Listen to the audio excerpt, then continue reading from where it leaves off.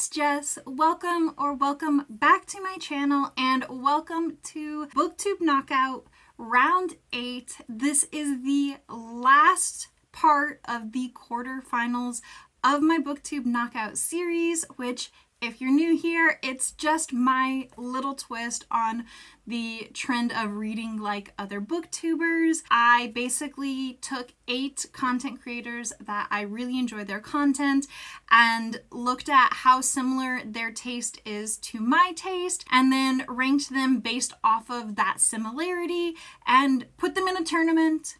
They're going head to head, and at the end we will see who has the most similar taste to my own. Again, I say this every time I do one of these videos, but I am absolutely not ranking any content creators on the actual content they make. The order is based purely off of how similar their taste in books is to my own taste in books, which is completely subjective. Like I said, this is the last round of the quarterfinals, and this week I read like Elliot Brooks, who is ranked number 1, which just simply means that, in my opinion, I think her taste is the most similar to my own taste. I do also want to apologize because this Booktube Knockout is going to be a little bit different. Normally these are reading vlogs, and in the future for like the semi and the final rounds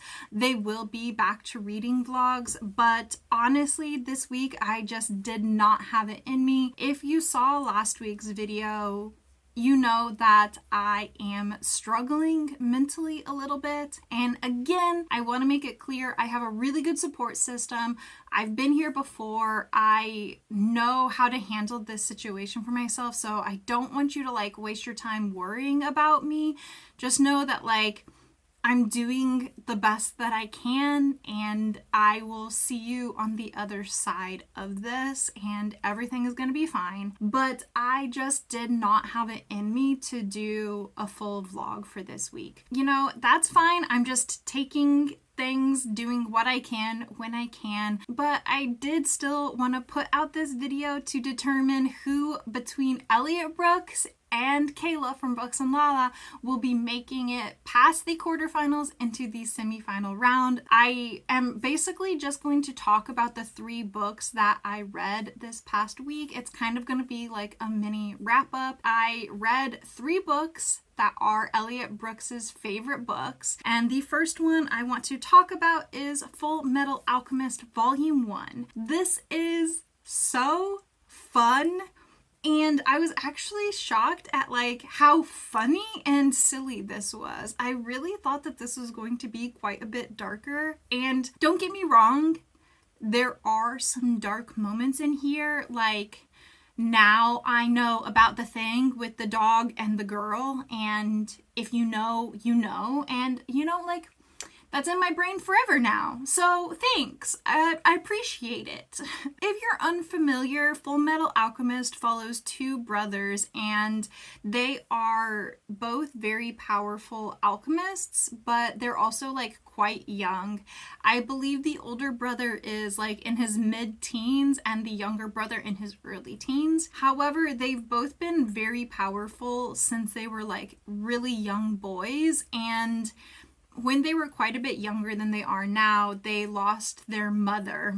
And because they were so young and like didn't really understand the ramifications and consequences of their actions yet, their mother died and they tried to resurrect her using alchemy, which is something that like you cannot do. As a result of them trying to do this, the younger brother lost his body and now his soul is attached to this like giant suit of metal, and the older brother lost an arm and a leg. They have like a lot of baggage, but now they're basically searching for alchemical artifacts that will maybe help get the younger brother his body back. Like I said, this is a really good time. It is quite silly. I mean, honestly, I don't really have like much else to say other than what I did. I am giving this volume 3 stars, and honestly, the main reason is that I just don't think with the substance that's in here I can rate it any higher. And I will be continuing on in this series. I'm very intrigued to see where it's going to go, and I don't know if it's going to get like darker as the series goes on, because like this volume was so silly and funny. But like basically in this one, you just are kind of getting these little snippets of adventures that the two brothers have been on, and so like there's not really any like overarching plot line other than that like the brothers want to find like alchemical artifacts that will like superpower them so they can get the younger brother's body back. It kind of just felt like, okay, they're here and they did this. Okay, they're here and they did this. Okay, they're here and they did this. And it was only in like the last like 15 pages that you get any sort of sense of like a deeper plot that can like be explored in, you know, like this is a whole series, so there needs to be something connecting everything together. And really there just wasn't enough of that for me to rate it higher than 3 stars. But I am still intrigued. I do still recommend this, and I did still have a blast reading it. Like, it's a good time. 3 stars is a good rating, and I can't wait to get volume 2. After that, I picked up Metal and Bone by T. Kingfisher. Oh my gosh, did I love this. I get it, okay? Like, the hype around T. Kingfisher, like, I understand it. I get it. It is definitely well deserved. I had just an amazing, absolutely wonderful time reading this. It is such a beautiful and heartwarming and endearing and whimsical and cozy story, and I loved it. This book is sort of like a dark fairy tale, I would say, and I think like if you've read fairy tales or like fairy tale retellings before and you don't like them, then like this probably isn't going to be a book that you like.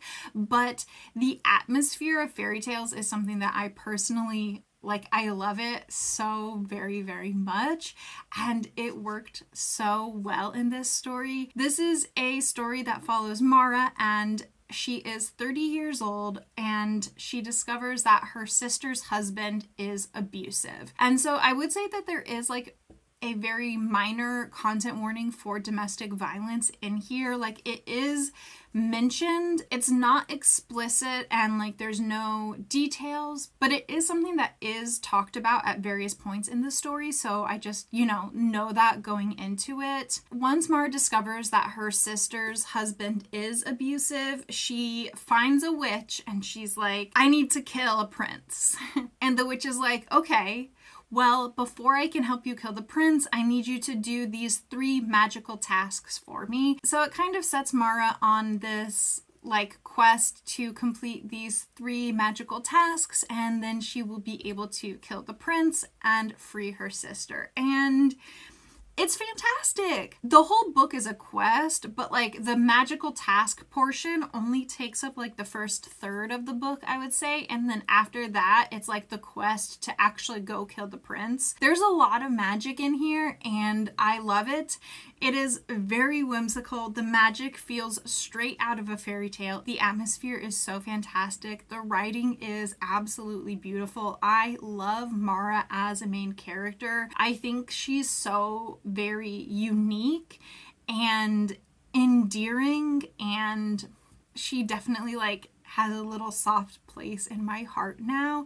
I love Bone Dog. I would die for Bone Dog. And I'm so happy that I read this book. It also was a little shocking to me how funny this book was. Not that the humor was shocking. I just have never heard anybody talk about how funny this book is. But the narrator is is really funny. Like this book just has like a lot of wit to it, and I thought like the wit just worked so well with like the whimsical nature to make it feel very adult and not like it's like a children's fairy tale, it's an adult fairy tale. And I just loved it. Like all of the elements of this story just work together so well. I highly recommend this. I think it's excellent, and overall I gave this 4.5 stars, and I cannot wait to read more by this author. And then the last book that I read to read like Elliot Brooks is The Ninth Reign by Jen Williams. I had to read this. This is book 1 in the Winnowing Flame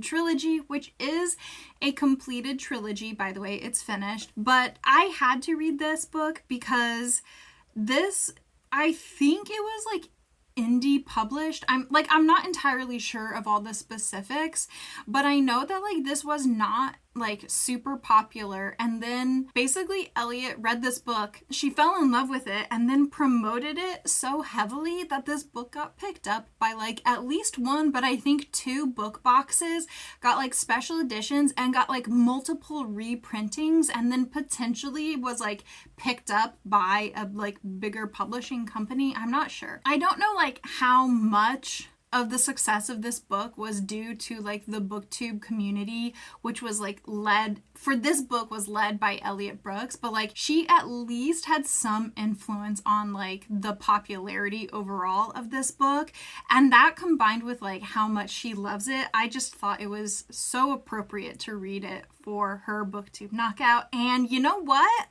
She's right.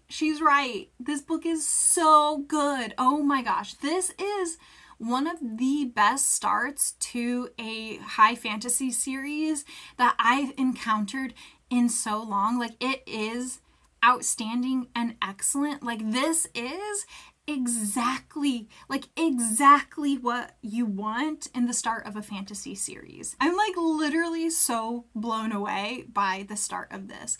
I think it is excellent. I gave it 5 stars if you couldn't tell. Like, I don't know if I can even speak like very coherently about this because like it's just so good. It's a multi-POV fantasy story. Like, it's told like third person, but like you get POVs of multiple characters. Bear with me because like it's kind of hard to explain. Like it's kind of hard. But we're in this world where periodically throughout history, and I'm talking like hundreds of years in between, but there have been like invasions of the worm people, which like sounds ridiculous, but they're like space bug people, space worms, space insects, space beetles. It varies. But basically they like come to try to like take over Earth periodically, and let me tell you, they are disgusting. Like, they are so disgusting. They're so gross. Like, the descriptions of what they do to people, and like the varnish, if you know, you know, like the varnish, like bleh, it's so gross. It's so nasty. Okay, like I'm already off on a tangent, so we need to reel this back in. Basically, periodically, these space worm people would try to invade. I mean, it's not Earth, but like it's called Sarn, like the home planet that this is set in. And whenever that would happen, there was this like giant tree god, and the tree god would sprout these magical animals, and they're basically like elf vampires. The elf vampires that lived and worshipped at like the magical tree god's place would use these magical animals from the tree god to like kill the alien invaders. Like, when you say it out loud, it sounds so bizarre because like it just like it sounds so unhinged and incoherent, but like I'm telling you, it works so well. I mean, like, obviously like these vampire elf people were helped by like humans as well, but like the humans, even though they have like some magic they don't really have, like, it's not the same. Like, they're not on the same level. Every time the aliens would try to invade, they would, like, call it, like, the blank reign.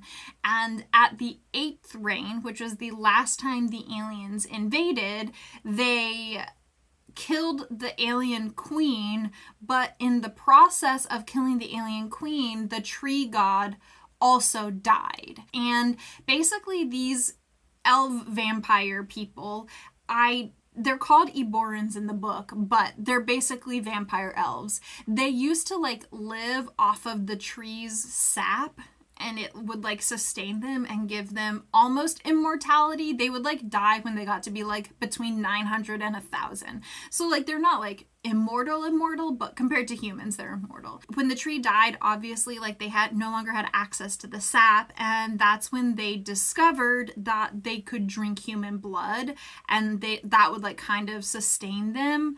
And that's why they're like elves, but they're also like sort of vampires, but like they're not really vampires, but like they are vampires. Like they are.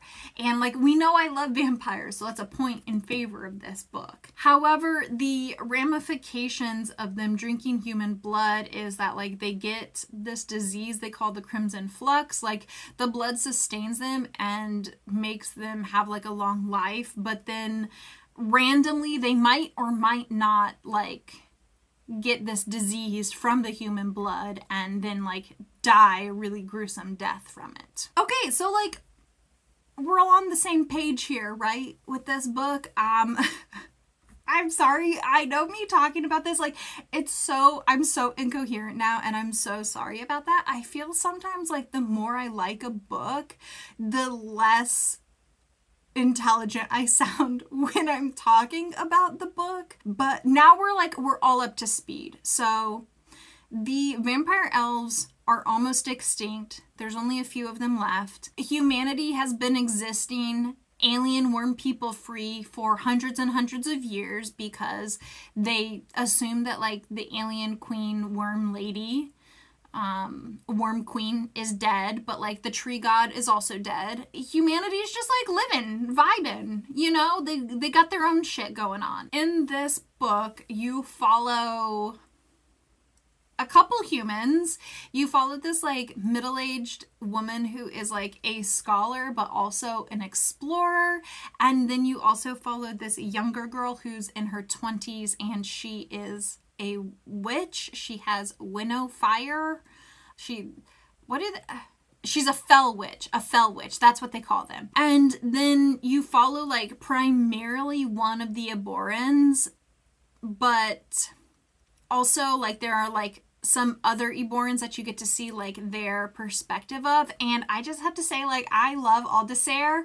I hope that you get so much more of him in book 2. Like, I love him. He's so cute. And like if him and Byrne don't kiss in book 2, I'm gonna be so upset. Like, I ship them so much. I love it. I think the two of those characters are so cute together. So you primarily follow, like I said, this middle-aged woman. Her name is Vintage, and she has actually hired the like primary Eboran character. His name is Tor, and they are friends, but like she also like keeps him around as like hired muscle to help her out because Vintage is trying to like find clues about the worm people because they like left behind like remnants of their like spacecraft things, like their ships, and the ships kind of like infect the earth. So she's basically like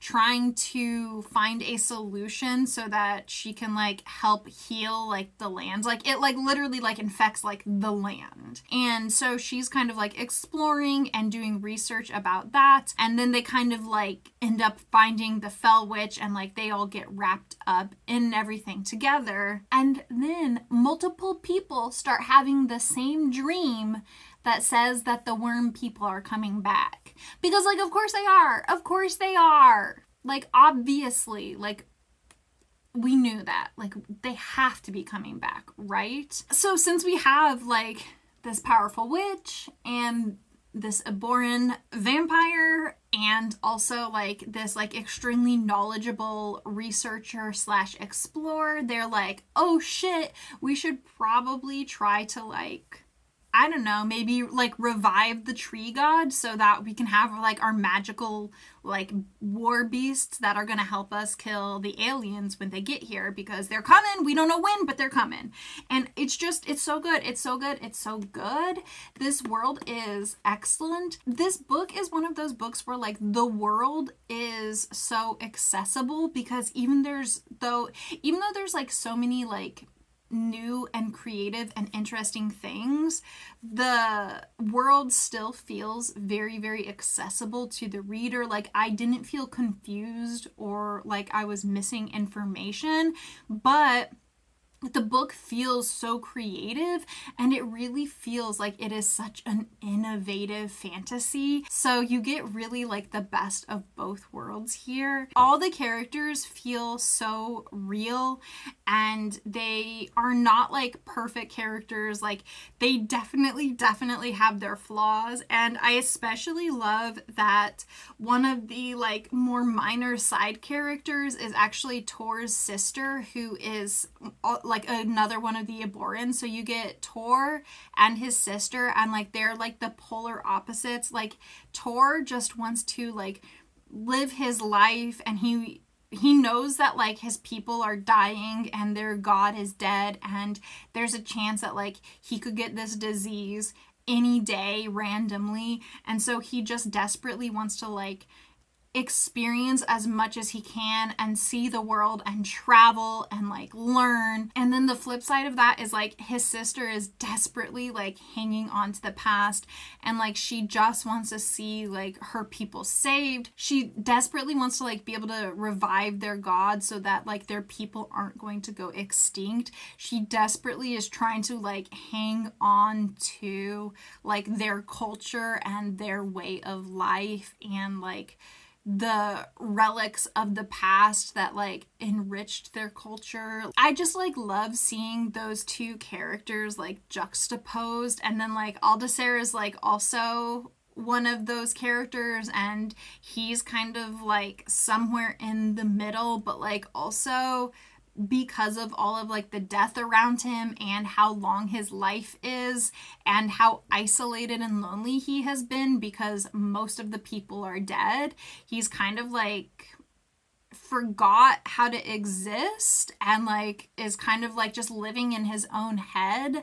And so like he's another interesting perspective, and I just love it. I love it. It's so good. The characters in here are so real and dynamic, and I just can't wait to find out what happens in book 2.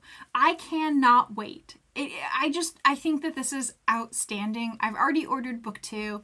It's so good. You should absolutely read this book. Okay, there you go. Those are the 3 books that I read for round 8 of Booktube Knockout, where I read like Elliot Brooks. I don't remember off the top of my head, but editing Jessica will put the score that Elliot got on the screen. And yes, Elliot did defeat Kayla. She will be moving on to the semifinals, which, considering she was who I personally thought was like most similar to my own taste, I'm not shocked at all.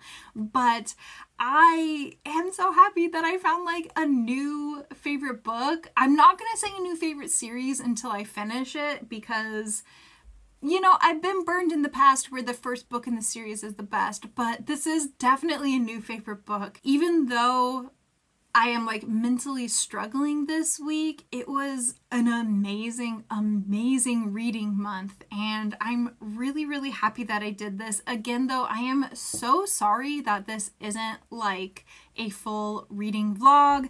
I am actually, when I end this video, I am going to start a new reading vlog, so next week's video should be like back on track like normal. But thank you so much for being patient with me while I get my brain figured out. And thank you so much for hanging out with me today. Please be safe this holiday season. The holidays get crazy. People are traveling. People are getting sick. There's ice on the roads. Be safe. Be warm. If you enjoyed this video, please consider subscribing, and I will see you in my next video. Goodbye!